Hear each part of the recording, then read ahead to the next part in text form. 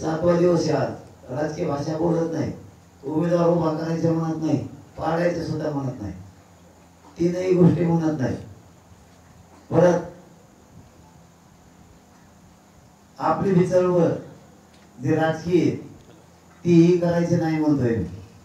5वी गोष्ट, मला माझ्या समाजाला राजकारणात जायचं नाही हेही सांगून टाकलंय. पण आता संधी दिली ना, तुम्ही म्हणता मी राजकीय भाषा बोलतो, आता बंद केलं. आता जबाबदारी कुणाची? देवेंद्र फडणवीसची. आरक्षण देण्याची जबाबदारी आता देवेंद्र फडणवीस साहेबांची. आता मी आरक्षण देऊ शकत नाही असं म्हणायचं नाही. तू जर तसं म्हणलं, तुम्ही म्हणतो त्यांना, तुम्ही जर म्हणले मी आता आरक्षण देऊ शकत नाही, तर भाजप मधला मराठा सुद्धा तुमच्या बाजून राहणार नाही. आणि जर कदाचित तुम्ही मला पाणी पी म्हणायचं नाही आता, आणि मी तुम्हाला नाही गपरायचं आता, तुम्हाला माया येते, कामं सोडून कुणी भेटायला यायचं नाही, कुणी कामं सोडून भेटायला येत नाही. मी एकटा खंबीर येईल तुमच्या लेकरासाठी लढायला, मी मारायला तयार आहे.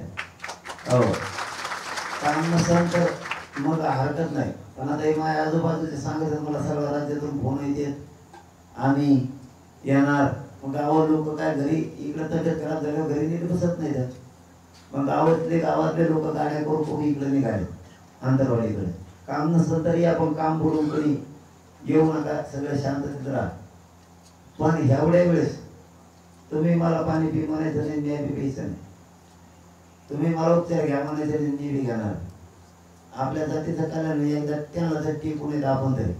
आणि या दोन्हीच्या गॅप मध्ये तुम्हाला सांगायला जर कुणी नाही राहिलं किंवा तब्येत जास्तच खराब झाली आणि कशाने काही जर झालंच, माझा एकच शब्द ध्यान ठेवायचा, कधीच चंद्र सूर्य आहे तोपर्यंत भाजप येऊ द्यायचं नाही. जर मी गेलो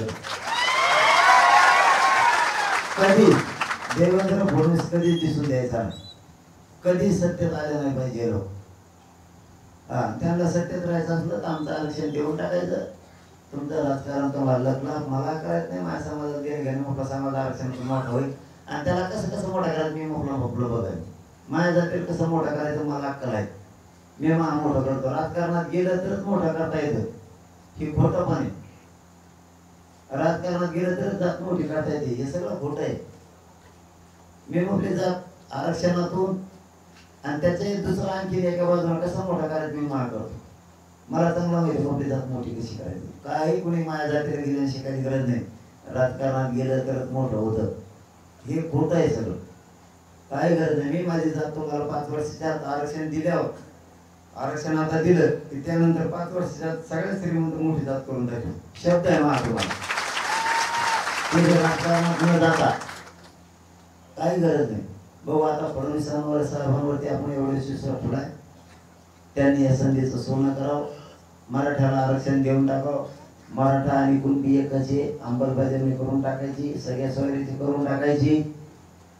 हैदराबादच्या गॅजेटसह 3 गॅजेट लावून टाकायची. सरसकट राज्यातल्या पुरे केसेस मागायच्या. कारण काही पोर आमच्या त्याच्यात नसून नाव आले, उगाची फुकट फाकट शाळातून तिकडे चालवून त्या धरून गाडी टाकलेली आणि मोठमोठे केसेस त्याच्यात वाटलं. त्यामुळे त्या सरसकट मागे घ्यायच्या. जे जे काय विषय आहेत आपले ते सगळे त्यांनी अंमलबजावणी करायची. त्याचं राजकारण त्यांना लगला काही देणं घेणं नाही. पण नाही दिलं की मी शेवटचा शब्द वापरला, जर मी राजकीय भाषा बोलत नाही, काही वापरला नाही शब्द, जर नाही दिला ना, मग मात्र आपल्या नावाने फडणवीस साहेबांनी बोंबलायचं नाही. कसं काय पडले आणि काय झालं मग पुरे एक बिनसल्यामध्ये येत मग नाही दिल्यावर. त्यामुळे त्यांनी त्यांचं शान पण समजून घ्यावं आणि त्यांनी रस्ता मोकळा केला. हा त्याला नाही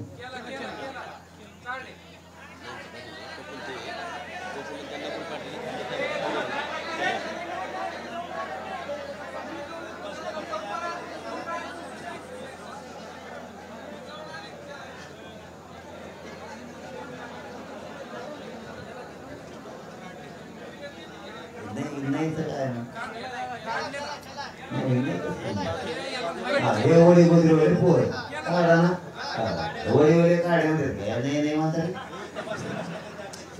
अरे हे बघा एक शिकतो जात जात तुम्हाला आपली जातीचा आनंद ठेवा एक झाले शक्यतो माहीत असलं तर खोटं नाही बोलायचं दोनदा दोनदा तीनदा तीनदा खात्री करायची फसणार नाही जात एखादा अशी असं आडमडून गुरु एखादा जात फसत किंवा एखाद्याचा घात होईल मग काय करायचं इथून पुढं हुशार व्हा एका गोष्टीची तीनदा खात्री करायची एखाद्या मला शिया दिल्या आपण लगेच म्हणायचं दिल्या का बाबा दुसऱ्याला पाठा तिसऱ्याला पाठा आपण लगेच दाखल घेऊन पळतो शिया दिल्या नाही ते मार कोण गेला तिकडे घेणं देणं आणि मग मध्ये शिया दिलं काय मग चुकलं राव म्हणजे हाना झाल्यावर त्याच्यामुळं पुढे गोष्टीची इथून पुढे विचार करायचा उगाच लय जात आपली एक झाली सोन्यासारखी जाती आपली आणि काही गरज नाही रे कोणाची 50-55% राज्यात एकटी आपली लहान जात नाही सगळ्याला पूर्ण सगळ्याला